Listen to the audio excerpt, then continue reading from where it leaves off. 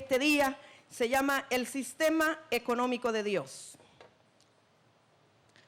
¿Estamos listos para recibir lo que Dios tiene para nosotros? Bueno, una cosa que yo descubro, y me imagino que usted ya lo descubrió, es que en el sistema económico de Dios, todo es de Él.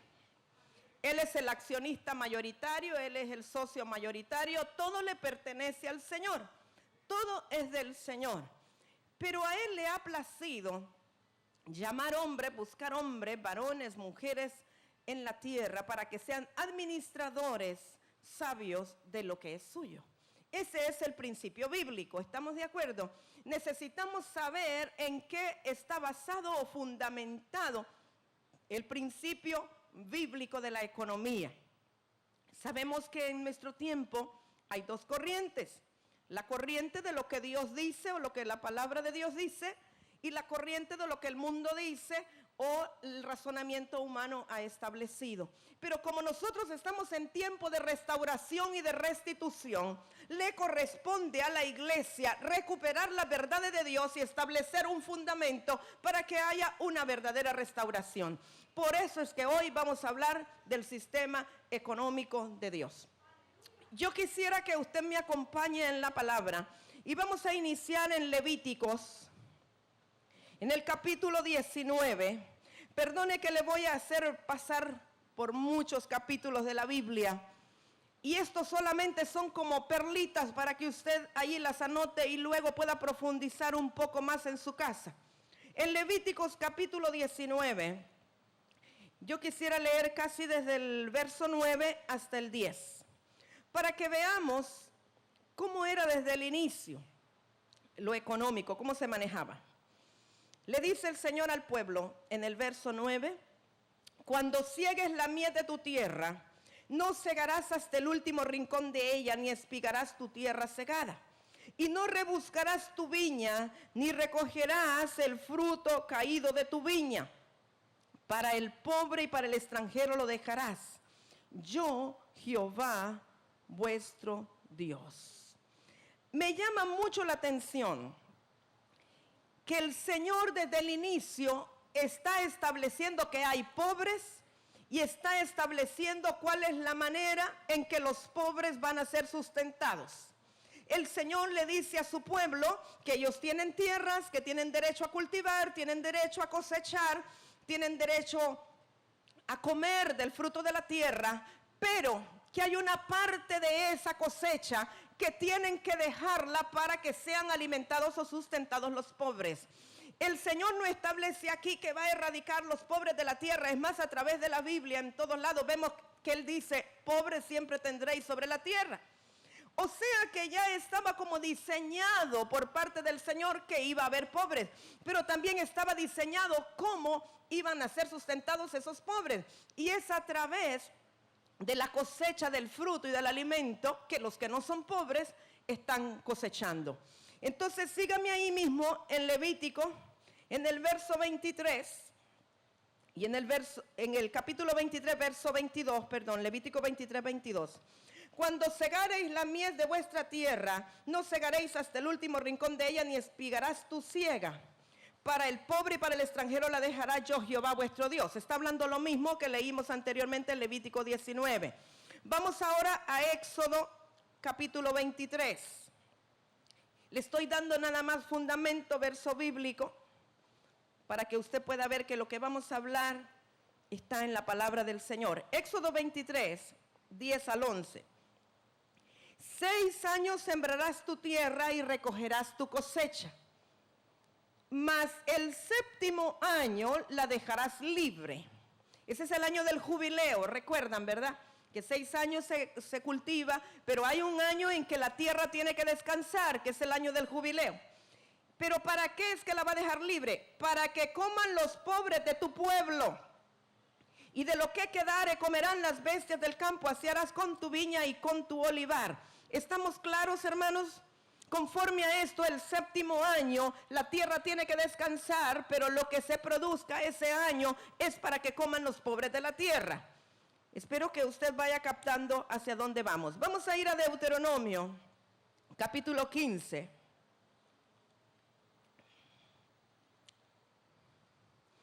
En el verso 7, Deuteronomio 15, verso 7. Cuando haya en medio de ti menesteroso de alguno de tus hermanos, en alguna de tus ciudades, en la tierra que Jehová tu Dios te da, no endurecerás tu corazón, ni cerrarás tu mano contra tu hermano pobre, sino abrirás a él tu mano libremente, y en efecto le prestarás lo que necesite. Fíjese bien, le prestarás lo que necesite. Guárdate de tener en tu corazón pensamiento perverso diciendo: cerca está el año séptimo, el de la remisión, y mires con malos ojos a tu hermano menesteroso para no darle, porque él podrá clamar contra ti a Jehová y se te contará por pecado. ¡Qué tremendo! Sin falta le darás, y no serás de mezquino corazón cuando le des, porque por ello te bendecirá Jehová tu Dios en todos tus hechos y en todo lo que emprendas. Porque no faltarán menesterosos en medio de la tierra. Por eso yo te mando diciendo, es una ordenanza: abrirás tu mano a tu hermano, al pobre y al menesteroso en tu tierra. Hermano, yo veo que esta es una escritura poderosa. Esta es una escritura que nos confronta y que nos redarguye. Qué tremendo que dice que si nosotros abrimos nuestra mano para darle libremente al pobre, por ello te bendecirá Jehová tu Dios en todos tus hechos y en todo lo que emprendas. ¿No será, hermanos, que algunas veces no nos va muy bien en las empresas o en lo que hemos iniciado porque quizás no le damos al pobre? Porque quizás somos mezquinos con los pobres, con los que nos piden, con los que tienen necesidad. ¿Sabe? Yo le digo aún por experiencia, muchas veces me ha ocurrido, y esto lo confieso y abro mi corazón. Tal vez yo voy apresurada a comprar algo a la tienda, a Larash o qué sé yo, y afuera hay pobres pidiendo, hay menesterosos pidiendo. ¿Y qué es lo que uno normalmente hace? Uno se hace loco y va como a la carrera para que no le digan: es que no tengo suelto, cuando salga te doy. ¿Cuántos han hecho eso?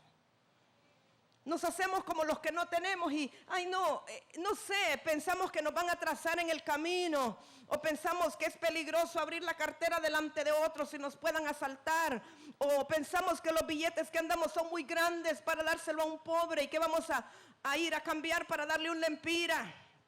Pero muchos de nosotros, aún como cristianos, nos esquivamos al pobre y al menesteroso, pero la palabra es tremenda.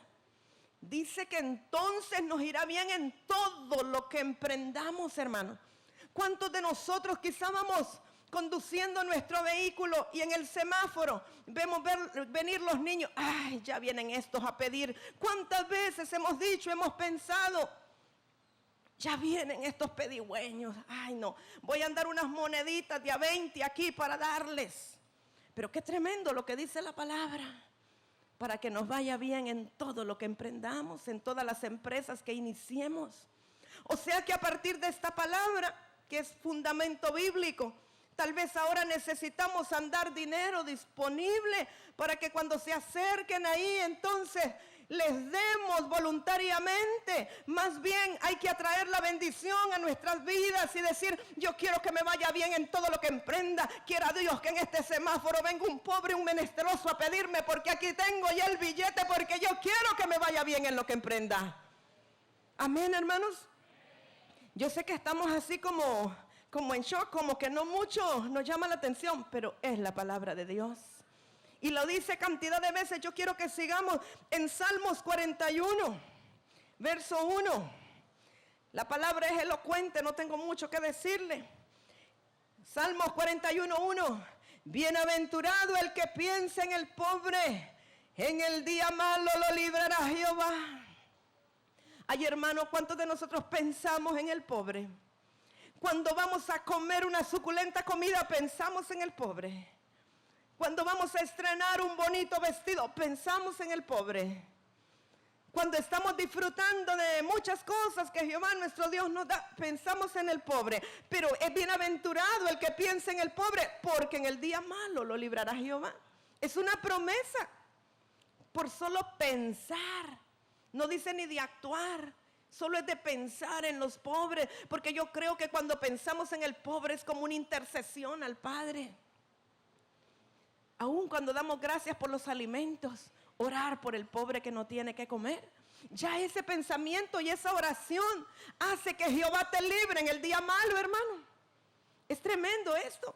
¿Sabe que por mucho tiempo nosotros los cristianos evangélicos hemos dicho que la iglesia católica solo es obras, obras, obras? Pero nosotros nos hemos ido al otro extremo y todo es espíritu, espíritu, espíritu. Yo creo que Dios está trayendo las verdades para que sean establecidas en su pueblo. Esta no es una enseñanza liviana, es un fundamento apostólico de restauración y restitución de verdades para que el pueblo de Dios pueda caminar en luz. Y yo espero que usted lo reciba de todo corazón, porque esto es para que la iglesia sea prosperada. Lo que estamos hablando es para que la iglesia sea prosperada. Sigamos en Proverbios 14. Alaba a Dios. Sí, alábele. Alábele. Aleluya, sí. Cada vez que alabamos a Dios, atraemos su presencia a este lugar. Cada vez que decimos Él vive, que decimos santo, atraemos su presencia a este lugar. Y en Proverbios 14:21 dice: peca el que menosprecia a su prójimo, mas el que tiene misericordia de los pobres es bienaventurado. ¿Cuántos somos bienaventurados aquí? Bueno, siga ahí en Proverbios 19. Esto solo es para convencerles que la palabra de Dios lo dice, no yo. Proverbios 19:17. Mire qué increíble lo que dice, hermano. A Jehová presta el que da al pobre, y el bien que ha hecho se lo volverá a pagar. Hermano, ¿usted alguna vez se había dado cuenta que usted puede ser un prestamista para Jehová? ¿Usted sabe lo que indica que el dueño del oro y la plata recibe dinero prestado de usted cada vez que usted le da al pobre? El que le está dando al pobre le está prestando a Jehová. Y yo sé que Jehová le va a devolver con intereses multiplicados. Lo dice su palabra. Él nos devolverá multiplicado. Siga ahí en Proverbios 28. ¿Cuántos están recibiendo? Sí. Proverbios 28, verso 27. El que da al pobre no tendrá pobreza, mas el que aparta sus ojos tendrá muchas maldiciones. ¿Usted quiere no ser pobre? Dele al pobre. La Biblia lo dice.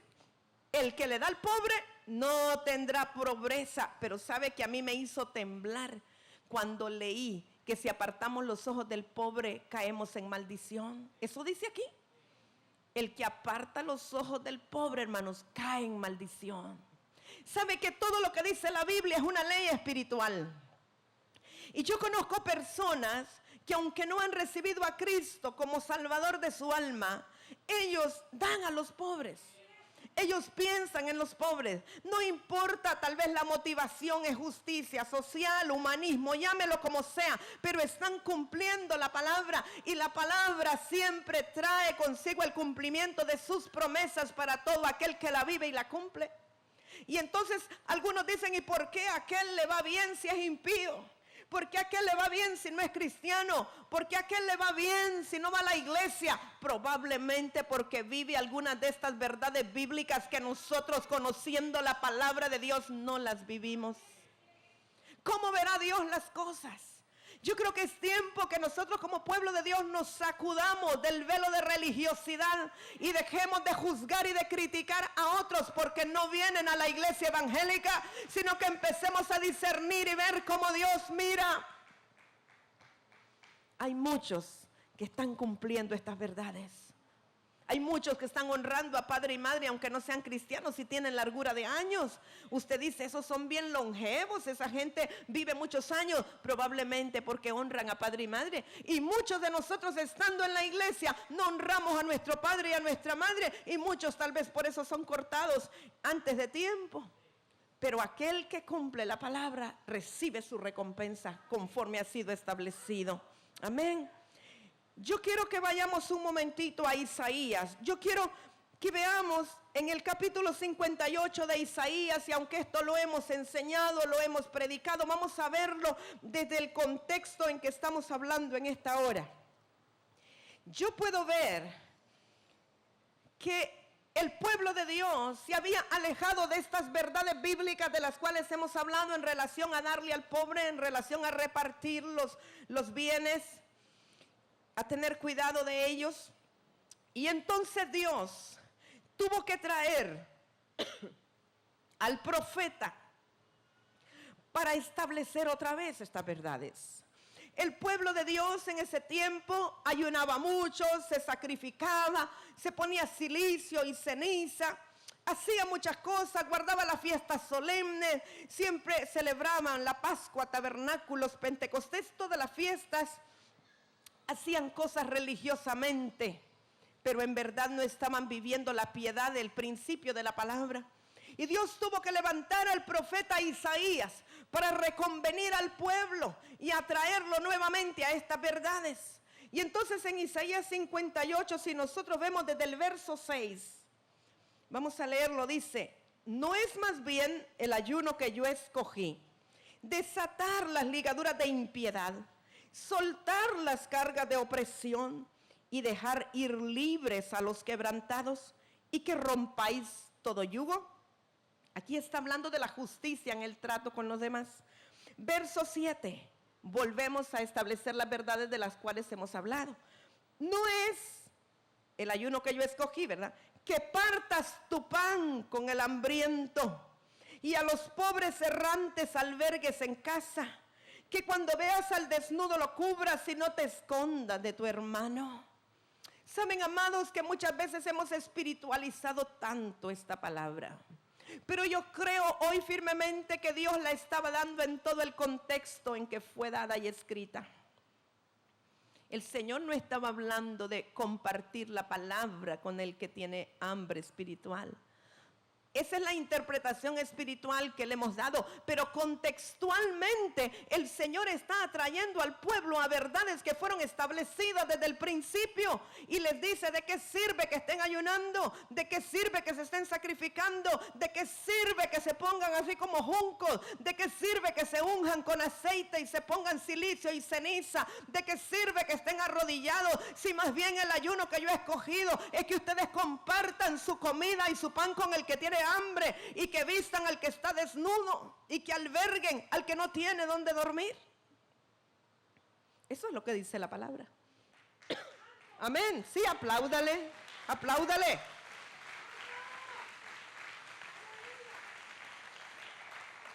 En el verso 8 viene la promesa, lo que va a ocurrir si hacemos lo anterior. Entonces nacerá tu luz como el alba. Nosotros nos llamamos Ministerio Un Nuevo Amanecer, y nuestro emblema, ¿verdad? Vamos a decir, o nuestro lema es Isaías 61. Levántate, resplandece, porque ha venido tu luz y la gloria de Jehová ha nacido sobre ti. Pero aquí la palabra nos dice que la luz nace como el alba, y nuestra salvación se deja ver pronto, y veremos la justicia delante de nosotros y la gloria de Jehová atrás. ¿Cuándo? Cumplamos lo anterior. Cuando partamos el pan con el hambriento y cubramos al desnudo. Entonces dice el verso 9: invocarás y te oirá Jehová. O sea que si no cumplimos lo anterior, aunque invoquemos, Jehová no nos escucha. Clamarás y dirá él: heme aquí. Si quitares de en medio de ti el yugo, el dedo amenazador y el hablar vanidad. Y vuelve a repetir en el verso 10: y si dieres tu pan al hambriento y saciares el alma afligida, en las tinieblas nacerá tu luz y tu oscuridad será como el mediodía. Jehová te pastoreará siempre, y en la sequía saciará tu alma y dará vigor a tus huesos, y serás como huerto de riego y como manantial de aguas cuyas aguas nunca faltan. Estas son promesas espirituales para aquel que parte su pan con el hambriento. Entonces Jehová nos pastoreará siempre. Entonces vamos a tener un pastor. Entonces nuestra alma estará saciada. Entonces tendremos salud. Entonces tendremos vigor en nuestros huesos. Y el verso 12, la promesa alcanza aún nuestras generaciones. Y los tuyos edificarán las ruinas antiguas, los cimientos de generación y generación levantarás, y serás llamado reparador de portillos, y restaurador de calzadas para habitar. Hablamos de restauración. Hablamos de intercesión, de reparar portillos. Estamos hablando de restitución. Pero aquí me dice que mi descendencia, mis hijos y los hijos de mis hijos van a ser restauradores si yo comienzo a cumplir la palabra de dar el pan al hambriento y saciar el alma afligida. El Señor tuvo que usar al profeta Isaías para volver a establecer estas verdades que se estaban perdiendo en medio del pueblo de Dios. Y nosotros vemos, amados, que en el tiempo del silencio, después del profeta Malaquías y antes de la venida de Juan el Bautista, ese fue un tiempo de silencio, que no hubo voz profética, no hubo voz que se levantara. No sabemos qué pasó espiritualmente en ese tiempo, aunque tengamos alguna información histórica. Pero ese fue el tiempo que el enemigo aprovechó para levantar el conocimiento filosófico, para que el espíritu de Grecia se levantara e introdujera sus propios conceptos que estaban alejados del concepto bíblico. Eso fue lo que ocurrió antes de la venida del Señor, en el tiempo de Platón, Aristóteles, por ahí de los años 380 a 322 antes de Cristo, que es la época en que se levanta el pensamiento griego. Y Platón es el primero en escribir una obra de su propio pensamiento que se llama la utopía. Y Platón entonces tiene una primera visión de una sociedad que está totalmente planificada e integrada utópicamente conforme a su pensamiento, tanto social como económicamente. Pero el pensamiento de Platón era un razonamiento humano que estaba alejado de las verdades bíblicas. Él establece y estructura cómo debería de ser las riquezas manejadas, cómo debería de la sociedad manejar las riquezas. Pero lo que Platón estaba estableciendo a través de esa su obra, la utopía, era completamente alejado de las verdades bíblicas. No reconocía que Dios era el dueño de todo. No reconocía que nosotros como hijos de Dios somos los administradores de todo lo que el Señor ha puesto en esta tierra.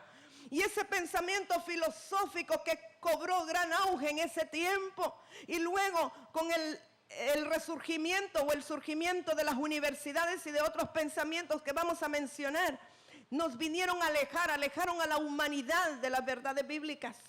Y por eso ha llegado hasta nuestros días este tipo de pensamiento.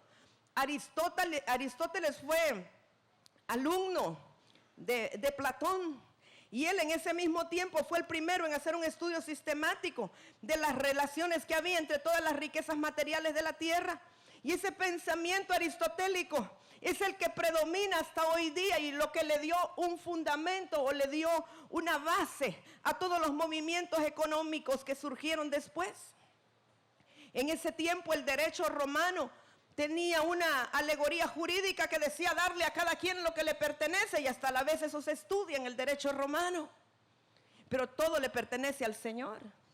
Amén. ¿Está conmigo? Así es, apláudale, hermano.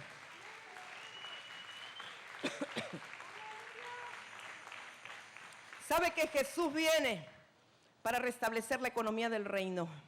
Esto fue 300 años antes de Cristo. Cuando Jesucristo viene, Él comienza a establecer las verdades. Él comienza a hablar de lo que fue dicho desde el principio. Por eso se dice que Él no vino a abrogar la ley, Él vino a cumplirla. Él era el cumplimiento de la ley. Y Jesucristo comenzó a establecer nuevamente las verdades que estaban olvidadas. Y las verdades bíblicas son contrarias a lo filosófico y a los pensamientos de estos filósofos. Entonces Jesucristo, a través de toda su enseñanza, nosotros podríamos escudriñar una por una todas las enseñanzas de Él. Están cimentadas en las verdades primeras. Pero yo quiero que vayamos a unos pocos ejemplos solamente para que usted vea que Jesús pensaba como el Padre pensaba. En Mateo capítulo 14,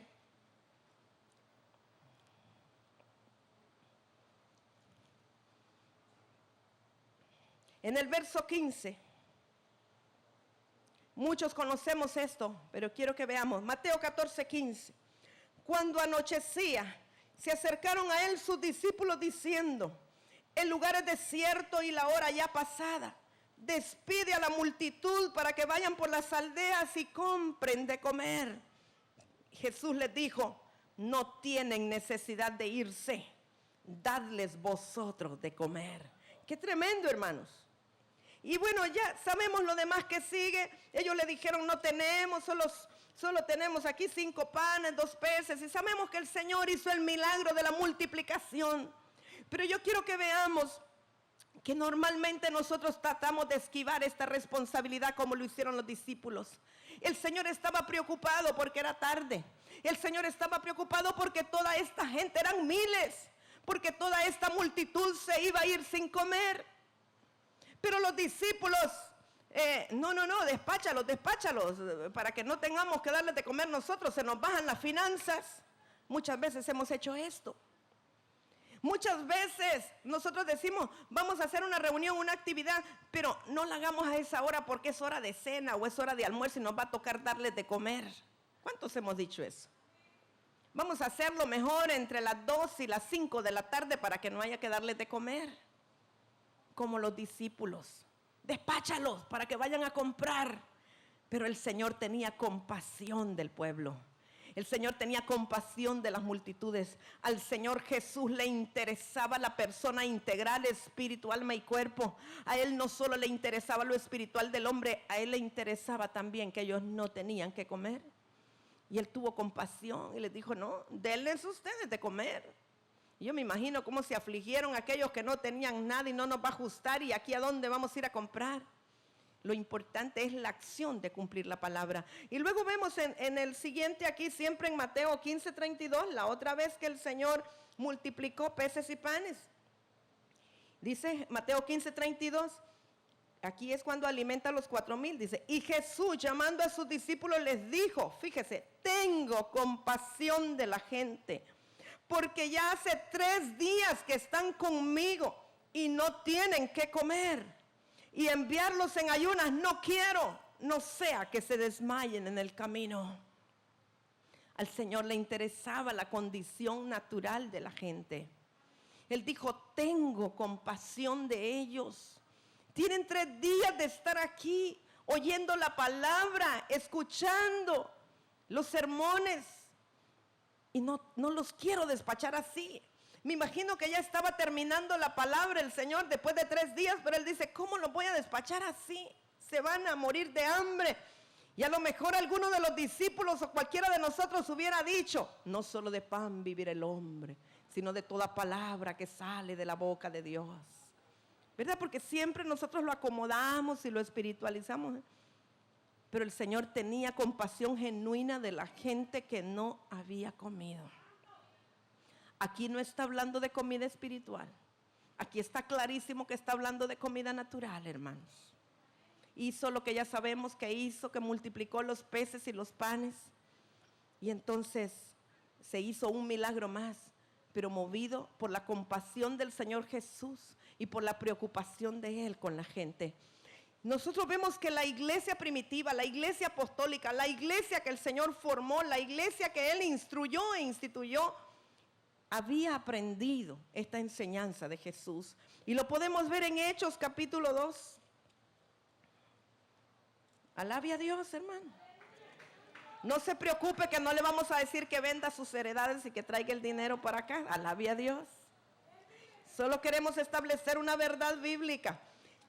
¿Sabe que cuando se empieza a predicar de eso, algunos se empiezan a poner incómodos en la iglesia y dicen, mejor me busco otra porque aquí me van a dejar pelado? No vamos a hacer eso. Estamos estableciendo una verdad.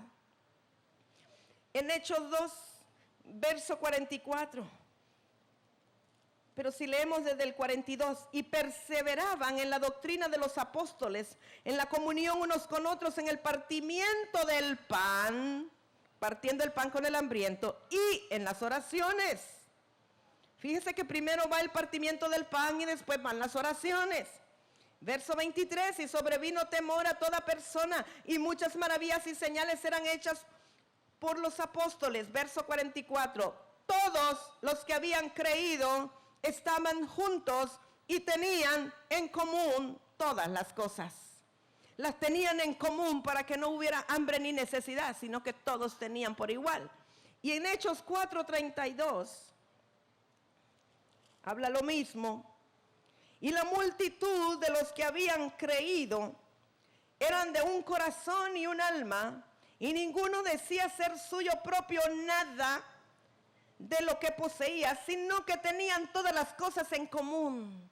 Yo entiendo que la iglesia primitiva rescató las verdades bíblicas establecidas desde el principio. Ninguno decía tener nada suyo propio, sino que todo estaba en común para el beneficio de todos, de la comunidad. Ellos estaban recuperando lo que el Señor había establecido, lo que Dios mismo estableció desde el antiguo pacto. Nadie decía, esto es mío. ¿Sabe que a veces hay iglesias en donde cada quien compra su silla? No sé si ha visto y le ponen el nombre a la silla. Y allá atrás dice, esta silla es de fulano. Yo, qué tremendo, esta es mi silla y nadie me quita mi silla porque esta es mi silla. Pero esta gente nada era suyo propio, todo era de todos. Todo era común. Hermanos, es tremendo si nosotros meditamos un poco. ¿Cómo fue que nos apartamos? ¿Cómo es que la iglesia se apartó de estas verdades bíblicas? En la Edad Media, hermanos, surgieron conceptos como el concepto de Estado, que eso no existía. En la Biblia usted no ve concepto de estados. Hay concepto de naciones, hay concepto de tribus, hay concepto de regiones, de límites territoriales, pero no de Estado. El Estado fue un concepto del hombre. Y en la Edad Media, cuando nace el concepto de Estado, entonces a la par nace el concepto de mercantilismo, porque entonces el Estado era el que iba a administrar los bienes del pueblo. Ahí nace el concepto de impuestos, ahí nace un montón de conceptos económicos que se remontan a la Edad Media, pero que son antibíblicos. No me importa lo que digan los que lo promueven y los que lo han estudiado, no son bíblicos. En ese tiempo que comienza el mercantilismo, ya la iglesia no tenía acceso al dinero, ya los administradores de las riquezas y de las finanzas no era la iglesia del Señor, era el Estado. Y entonces los que se dedicaban a servir al Señor en la iglesia, en la obra, los misioneros, empezaron a perecer. Ya nadie quería ser misionero si no tenían nada de qué vivir, porque el dinero se lo daban todo al Estado. El Estado era el que administraba todas las finanzas.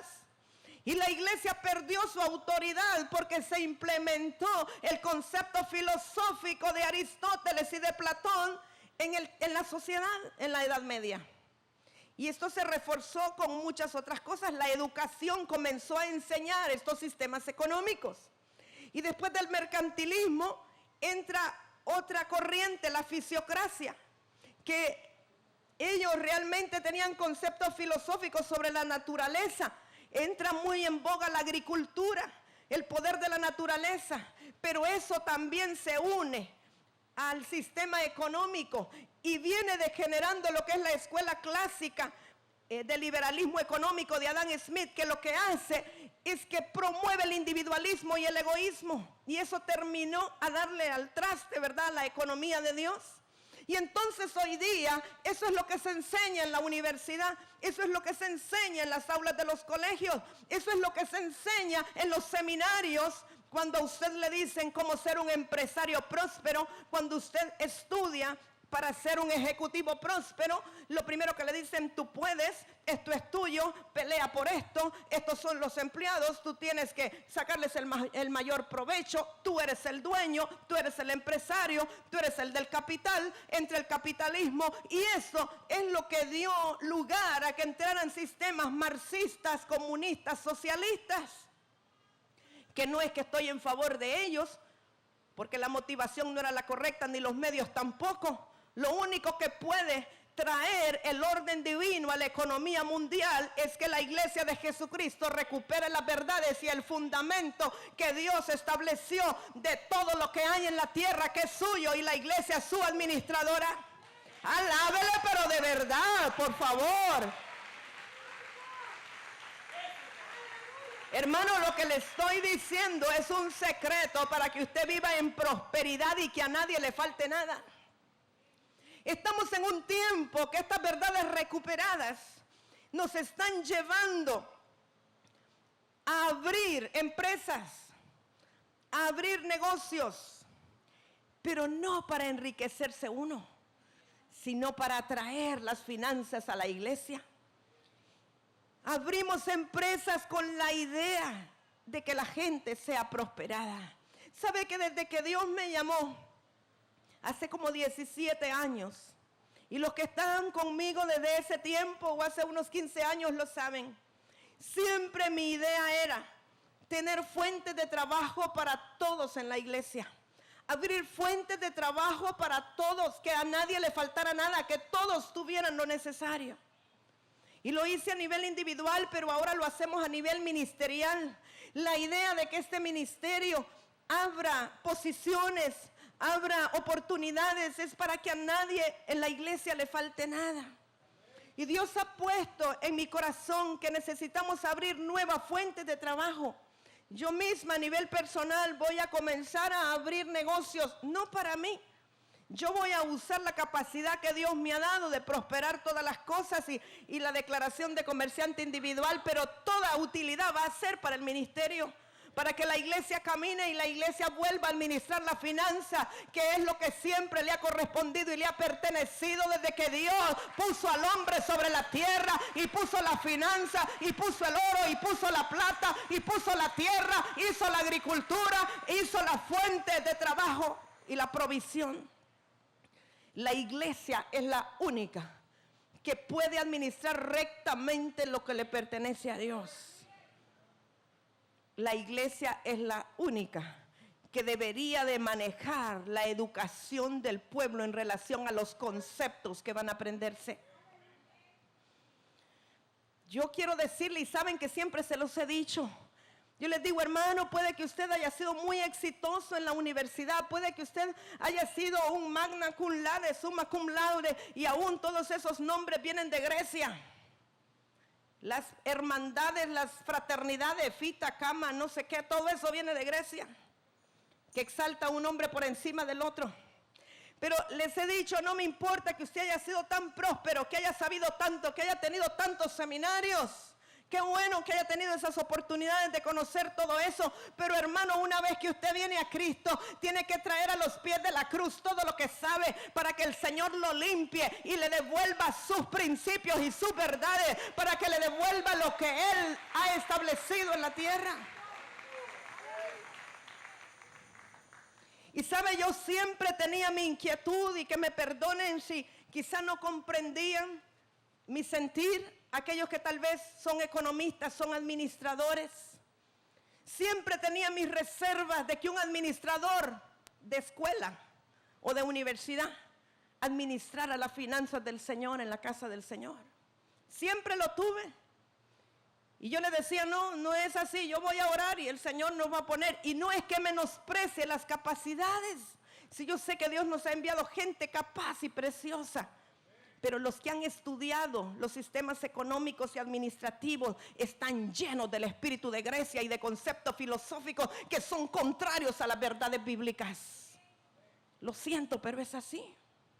Y a no ser que los que lo han estudiado vengan y pongan todo a los pies del Señor para que Él les limpie y para que puedan entonces restablecerse en las verdades bíblicas, solamente entonces podrá administrarse sabiamente. Los recursos que son del Señor le pertenecen a Él y la iglesia es quien tiene que administrarlo.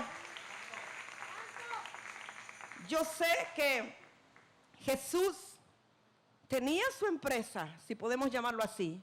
Su ministerio se movía con dinero. Y nosotros vemos en la Escritura que mujeres eran las que vendían sus heredades, sus propiedades para sostener el ministerio de Jesús. Y Jesús tenía un tesorero, tenía un administrador. Él le daba órdenes y le decía, vayan a comprar comida, hagan esto, hagan lo otro con el dinero. Yo lo sé. Pero ninguno de ellos había estudiado sistemas económicos basados en filosofía. Era administración del reino bajo la guianza del reino. bajo la guianza del Espíritu Santo, con la sabiduría del Espíritu Santo, con conceptos claros. Nada es mío, todo es de Él. Yo soy su administrador, todo es suyo. Nada es mío, nada me pertenece. Yo administro lo que es del Señor, y lo que es del Señor es para darle de comer a los pobres también. Es para partir el pan con el hambriento. Es para que a nadie le falte nada. Es para que seamos compasivos. Es para que podamos proyectarnos a nuestras ciudades, a nuestras comunidades. Es para salir de la mediocridad, de la pobreza. Es para que el pueblo salga de la condición de menesterosos. Pero la iglesia necesita tomar estas verdades. La iglesia necesita escuchar estas verdades. Algunos intentaron hacerlo a través de la teología de la liberación, pero yo creo que el único camino son las verdades apostólicas establecidas desde el antiguo pacto. Yo puedo decir que Moisés era un apóstol del Señor. Dios usó a Moisés para establecer normas. Usted lee el Pentateuco y ahí está establecido todo para vivir rectamente y correctamente en el Señor. Todo. Y Jesucristo viene para reforzar todo lo que fue establecido. El problema es que en el tiempo que se debilitó el pueblo de Dios y el pueblo se fue en idolatría y se alejó de los principios bíblicos, dejaron que entraran otras corrientes. Y aunque el Señor las restableció con la iglesia primitiva, luego cuando vienen las invasiones romanas y la contaminación con Grecia, se vuelve a tomar lo que a la carne le conviene. Porque a la carne le conviene, al hombre le conviene que le digan: eso es suyo, usted es próspero, usted puede tener. Y sobre todo si nunca ha tenido, dicen que el que nunca ha tenido y llega a tener loco se quiere volver. Así que si le dicen: mire, usted no ha tenido nada. Hermano, ¿sabe en qué se fundamenta la nueva era? Que es una corriente satánica para pervertir a la humanidad. La nueva era usa sistemas de economía piramidal y le dice: tú no has tenido nada, vas a llegar a tener. ¿Cuál es tu sueño?, le dice. Bueno, pues yo he soñado en ir a pasar unas vacaciones en Cancún. Tú lo puedes tener, tú eres capaz, tú puedes, mira. Y le exponen un sistema de trabajo piramidal. Le dice: tú vas a tener 9 que trabajen para ti, tú no vas a hacer nada. Cada uno de estos 9 va a tener otros 9 que trabajen para él. Y ese es un sistema piramidal, en donde todos los que trabajan hacen rico a uno, que es el que está arriba de la pirámide. Y hay muchos en este momento que trabajan de esa manera. Y los hay en Honduras. Y aún hay cristianos que están involucrados en esos sistemas. ¿Y cuál es el anzuelo que usan? No tienes nada, vas a llegar a tener. ¿Qué es lo que quieres? Un carro, tú puedes, tú vas a tener un carro. Pero esa no es la manera. Esa no es la manera como el Señor quiere. Y la nueva era se ha aprovechado de eso. Es una exaltación del ego, es una exaltación del yo. El egoísmo se levanta, pero el Señor no te prospera de esa manera. El Señor te dice: hijo mío, quiero que seas prosperado en todo, como prospera tu alma. El Señor prospera primeramente tu interior, prospera tu corazón, prospera tu alma, para que ya no anheles riquezas para ti mismo, no para engordarte, no para tener 3 carros, no para tener 2 casas de 3 pisos, no para tener tú cosas flamantes y que otros se mueran de hambre. No, el Señor prospera tu alma para que seas compasivo con los que no tienen que comer. La iglesia necesita entrar en esta verdad y ser compasivo por las condiciones de nuestras ciudades y de nuestra nación. Y cuando vivamos esas verdades bíblicas, el Señor nos va a prosperar lo suficiente como para que seamos los excelentes administradores, para que ya los pobres, los menesterosos pasen a ser pobres, los que eran pobres ahora vivan mejor, y va a usar a la iglesia. ¿Sabe qué? A mí me impacta siempre que cuando el Señor estaba listo para la sepultura, dice que llegó María de Betania, ella gastó todos sus ahorros para ir y ungir al maestro para la sepultura. Y entonces Judas le dice: mira, esta es lo que gasta el dinero. Ellos todavía tenían el dinero en el corazón. Ellos amaban el dinero más que al Señor. Ellos estaban ahí: ay no, esta mujer lo que le ha hecho al Señor, y con este dinero hubiéramos hecho esto y lo otro y lo otro. El Señor estaba agradado porque ella estaba haciendo lo que agradaba al Señor. Pero el Señor dijo algo, y que quede escrito, dijo: pobres siempre tendréis, pero esta me ha hecho lo que me agrada. Pero ¿sabe por qué el Señor dice que pobres siempre tendréis?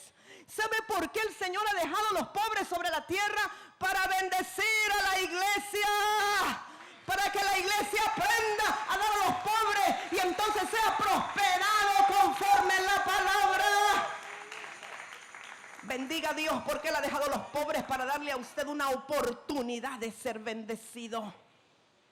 No para que sea indiferente, sino para darle la oportunidad de ser bendecido conforme a la palabra. O sea que siempre va a haber pobres. Cuando usted le da a un pobre no es porque usted pretende que va a dejar de serlo. Es que la Biblia dice que siempre va a haber. O sea que unos dejan de serlo y otros nacen pobres. Eso va a estar así. Pero mientras la iglesia esté siempre abriendo nuevas fuentes de trabajo, mientras la iglesia esté dando oportunidades a otros, mientras la iglesia le esté enseñando a su pueblo a no ser mediocre, a no conformarse, a levantarse a una mayor dimensión, la iglesia va a ir siendo prosperada. Y la iglesia va a ir viendo el resurgimiento de las verdades bíblicas que se han perdido por el corazón endurecido del hombre. Yo espero que usted entienda claramente lo que estamos hablando en esta mañana, en este día. Yo espero que esta palabra pueda calar fuerte en su corazón. Y que usted este día pueda decidir renunciar a todo conocimiento filosófico que tiene en relación al dinero, a la economía y a las empresas.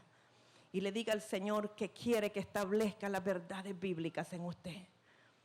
Yo quiero hacer un llamado en esta ocasión. Yo quiero llamar a todos aquellos que estudiaron administración de empresas, economía, negocios, los que les enseñaron cómo ser buenos vendedores efectivos en el mundo, aún los que estudiaron derecho,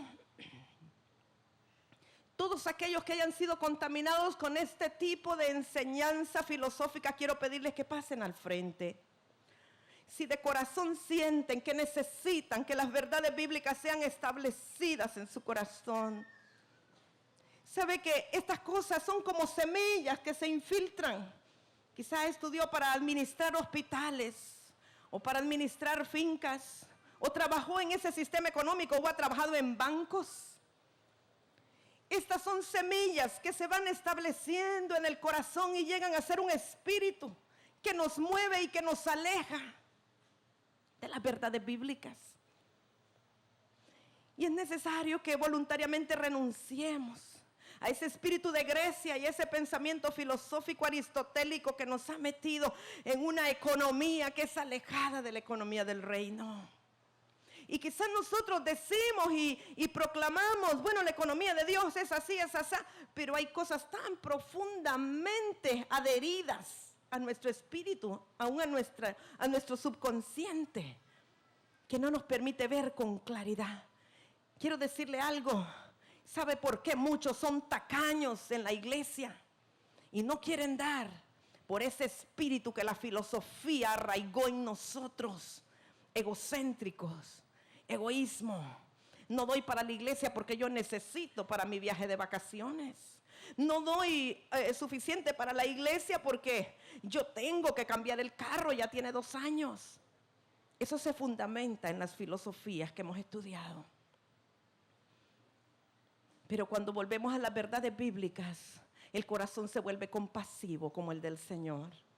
El corazón se vuelve generoso y reconocemos que de Él es todo y nosotros solo administradores. Vamos a renunciar todo, yo primeramente, amados.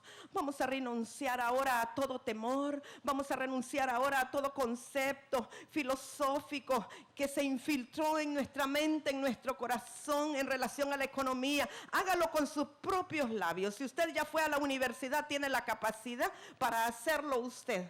Y usted sabe qué fue lo que se le infiltró. Por favor, comience a renunciar. Y aún los que estén viéndonos por televisión, este es un llamado para el pueblo de Dios en general, y aún los que no son pueblo de Dios, que quieren agradar al Señor y tienen temor de Dios.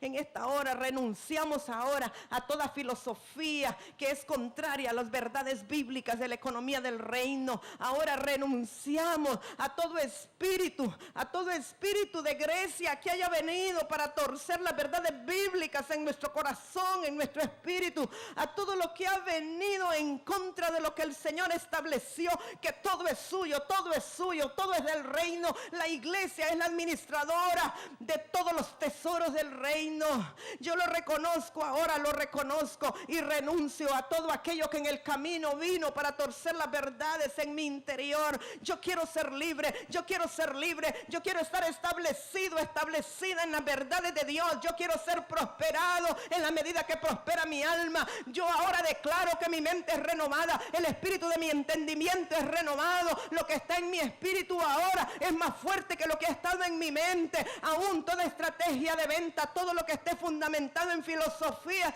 que no son verdades bíblicas, ahora yo renuncio a ello. Yo renuncio en el nombre de Jesús y declaro limpieza mi mente, mi corazón, mi espíritu, todo mi ser.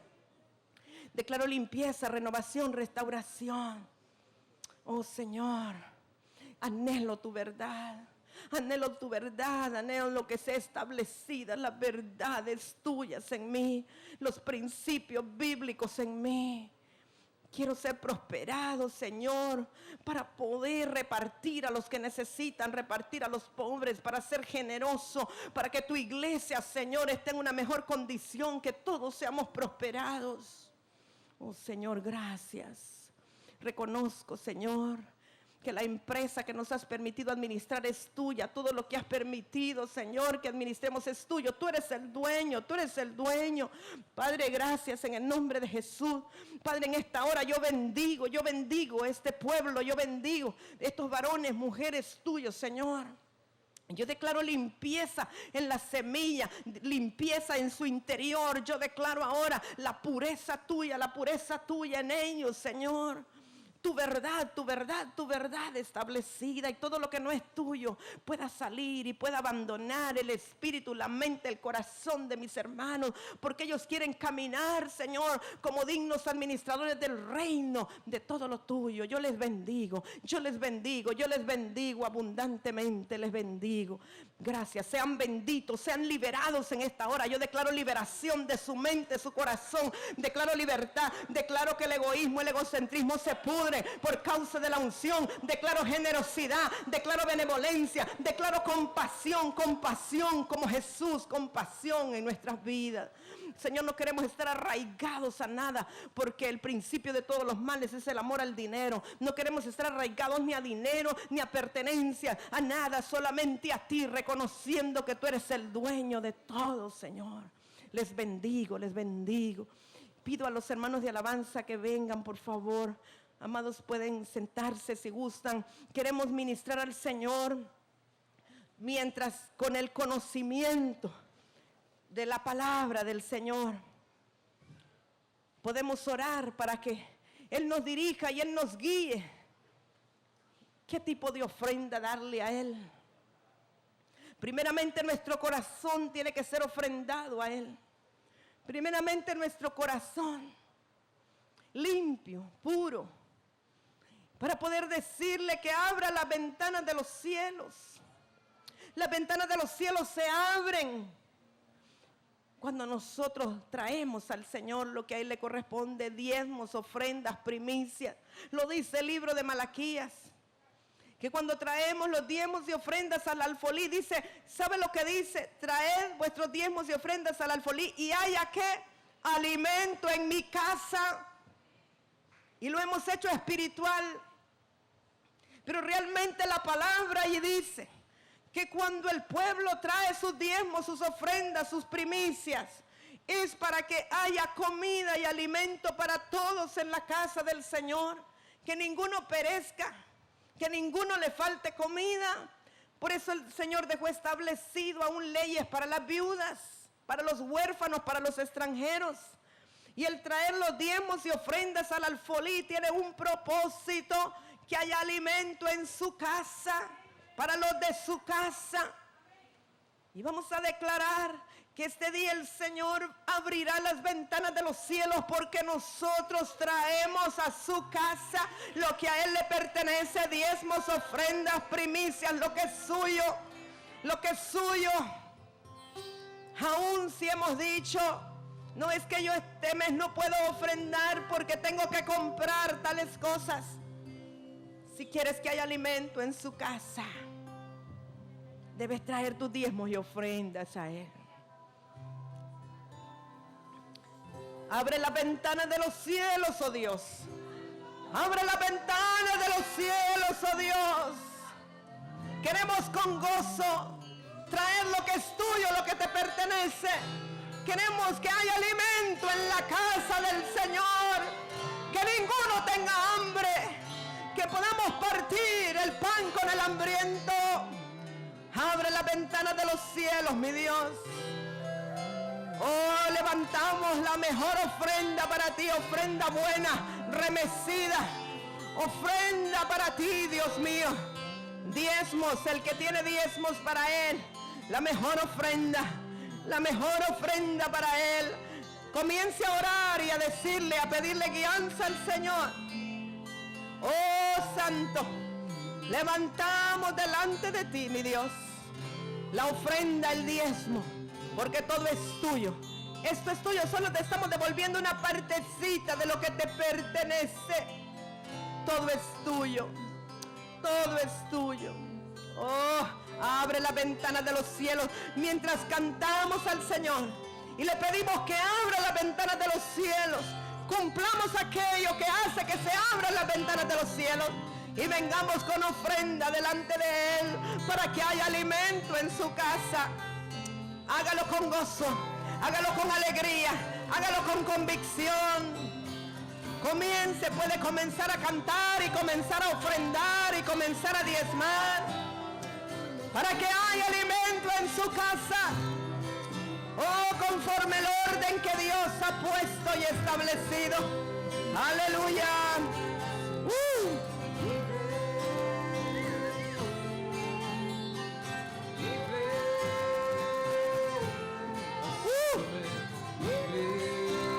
Aleluya.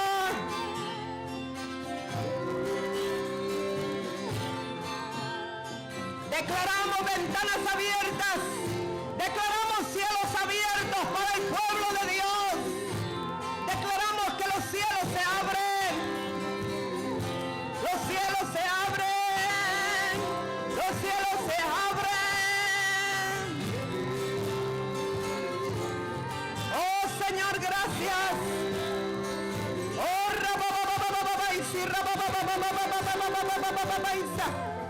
yo tengo una palabra del Señor para aquellos que van a iniciar empresas y negocios. Conforme el pacto que usted haga con el Señor, de a dónde van a ir a parar esas utilidades, el Señor les prosperará en todo lo que emprendan. Oh, hemos de cumplir tu palabra, Señor. Levanten la mano todos aquellos que han tenido el deseo y la intención de abrir una empresa, un negocio en estos días. Levante su mano y comience a recibir la palabra y la bendición de Dios. Comience a pactar con el Señor. ¿Qué va a hacer usted con esas utilidades? ¿Cómo va a distribuir esas utilidades? Van para el reino, van para el reino, van para el reino. Entonces puede estar seguro o segura que será prosperado. Y mientras tanto los administradores del reino, comprometidos con el santo, de que daremos a los pobres y partiremos el pan con el hambriento. Todo aquel que va a abrir nuevas empresas, y los que tienen empresas abrirán cadenas de esas mismas empresas. Hermano Martín, yo le profetizo 3 nuevos Chicken Lima en lo que viene del año. Para 2003 usted terminará con 3 más de los que ya tiene, porque su corazón ha sido recto delante del Señor y en su corazón ha estado la intención de sembrar siempre para el reino y para la obra del Señor. Ahí yo veo en su corazón, hermano, un fuego por las misiones. Hermana Yona, por favor, unja al hermano Martín. Yo puedo ver en él un corazón para soportar las misiones, para sostener las misiones a otros países. Y él ha dicho en su corazón: yo quiero tener más empresas para poder ayudar, para poder soportar, para poder enviar misioneros. Y el Señor concederá los anhelos de tu corazón, mi hermano. El Señor te prosperará. Yo te digo 3 líneas más en diferentes lugares. Él pondrá, el Señor pondrá a tu lado las personas idóneas. El Señor pondrá las ayudas que tú necesitas. Oh, abre la ventana de los cielos para ellos, Señor. Oh, hermano Martín, lo que tenga que invertir aún en ese problema del carro, eso no es nada. Eso solamente es un golpe en el calcañal, porque tienes que aplastar la cabeza de la serpiente. La cabeza de la serpiente del demonio de pobreza, de miseria, que quiso venir a tu casa, pero te levantaste y fuiste obediente a la palabra que se te dio. Fuiste obediente a la palabra profética. Has creído a los profetas de Dios y has sido prosperado. Y serás prosperado 100 veces más, tú y toda tu casa.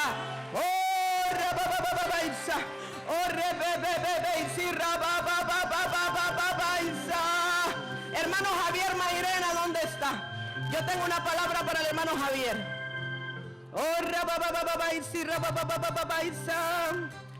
¿Dónde está?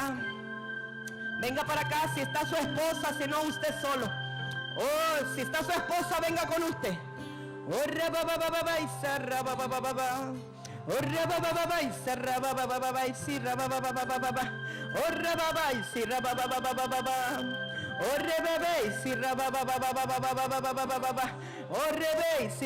Hermana Yona, venga por favor. Siento que la unción está sobre usted para estos varones. Dice el Señor: hombre tosco, así te he querido y así te he llamado, así te he levantado. Yo estoy haciendo en ti una obra tremenda. Muchos te respetarán, muchos irán a ti por consejo. Yo te prospero en la medida que tú siembres en la obra del reino. Oh, quiero levantarte como un varón de guerra, como un varón que tiene sus ojos y su mirada puesta en el reino. Yo he traído definición a tu vida. He traído definición porque te has decidido primeramente conmigo, dice el Señor.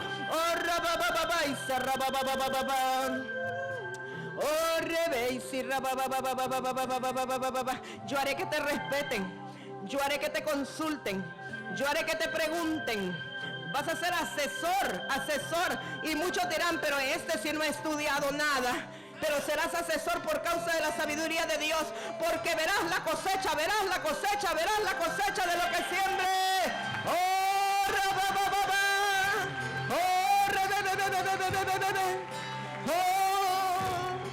Espíritu Santo, gracias. Espíritu Santo, gracias. Espíritu Santo, gracias. Espíritu Santo, gracias. Hermano Humberto, necesita hacer usted un pacto con Dios hoy en relación a la producción de su propiedad. Yo no sé qué ni cómo lo va a hacer, pero con ese pacto se rompe una maldición y el Señor lo prosperará abundantemente. Oh,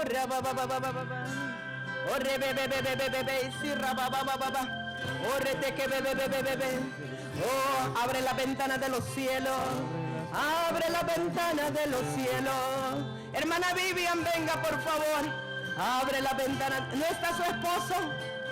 Abre la ventana de los cielos, Señor. Abre la ventana. Hermana Yona, por favor. En ella bendecimos a Luis. Yo le profetizo, hermana, una prosperidad increíble para usted y su esposo. Porque su corazón siempre estuvo recto para sembrar en el reino. Porque han sido compasivos y han sembrado en las misiones. Oh, porque aún han dicho: cada empresa que levantemos, no solo el diezmo, las primicias y mucho más son para el reino. Y lo han cumplido, no solo lo han dicho. Y yo desato ahora una prosperidad increíble para Luis y para Vivian y todas las empresas que van a surgir.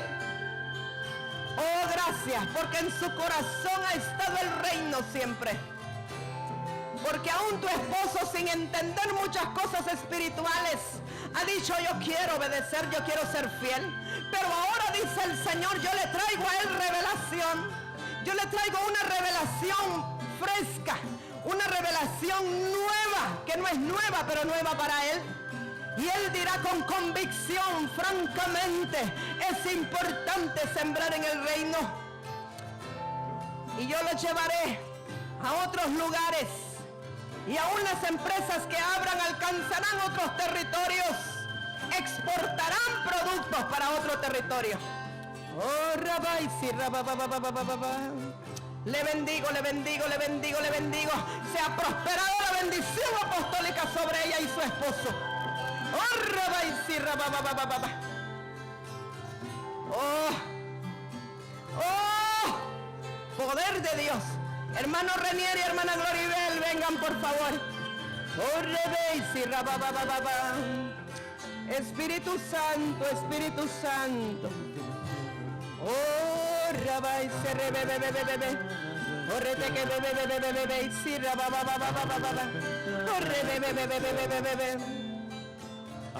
Oh, bebe, sí,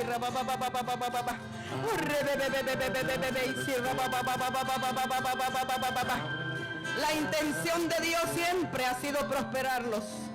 La intención de Dios siempre ha sido llevarlos a nuevas dimensiones. La intención de Dios siempre ha sido levantarlos, no solo espiritual, sino materialmente también. He aquí, dice el Señor, hoy yo traigo una luz y una claridad este día sobre sus proyectos. Una claridad. Yo ahora declaro que todo velo es rasgado y toda nube se levanta de encima de sus mentes. Y la unción viene primeramente al corazón para traer claridad a la mente y a los conceptos. Para que recuerden que yo, Jehová, desde siempre les he hablado. Que levantaran una empresa que sirviera para sostener este ministerio. Porque siempre lo supiste en tu corazón desde el principio y dijiste: yo soy uno de esos. Y yo escuché el clamor de tu corazón y yo no lo he olvidado, dice el Señor. Porque tú tienes habilidad para las empresas. Porque te he dado capacidad para las empresas. Porque he prosperado lo que tus manos han tocado cuando lo han hecho consultando a Jehová. Porque de mí viene la provisión y la prosperidad, la sabiduría y el entendimiento. Porque no ha sido porque lo estudiaste, ha sido porque yo lo puse en tu corazón. Y mi intención y mi propósito, dice el Señor, es traer a tus manos nuevos proyectos, nuevas representaciones, nuevas entidades, nuevas empresas, para que seas un apoyo fuerte para la obra del ministerio. Oh, has tenido muchas ideas. Unas vienen de mí, otras vienen de tu mente. Pero ahora yo traigo una claridad para que hagas conforme yo te digo. Oh, he aquí, dice el Señor, a través de mi palabra, yo aparto los sentimientos, las emociones de tu alma y de tu corazón, de los pensamientos generados en ti mismo, para que a partir de este día tu mente esté puesta primeramente en el reino, y que todo lo que hagas, lo hagas primeramente pensando en el reino, no en ti mismo, no en tus propias circunstancias ni emociones, sino en el reino, porque tú eres habitante de mi reino. Yo te he llamado y te he dejado como un remanente, aunque el enemigo ha querido sacudirte y llevarte en diferentes ocasiones. Te he dejado hasta aquí, porque eres parte del remanente que peleará la batalla de los últimos tiempos, no con espada, no con ejército, sino con mi Santo Espíritu que está sobre ti. Aunque tengas que deshacer lo que has hecho, aunque tengas que retractarte de lo que has dicho, aunque tengas que quedar mal con los hombres, obedece mi palabra. Ahora sí vamos a declarar que son abiertas las ventanas de los cielos. Póngase en pie y dígale al Señor que abra las ventanas de los cielos.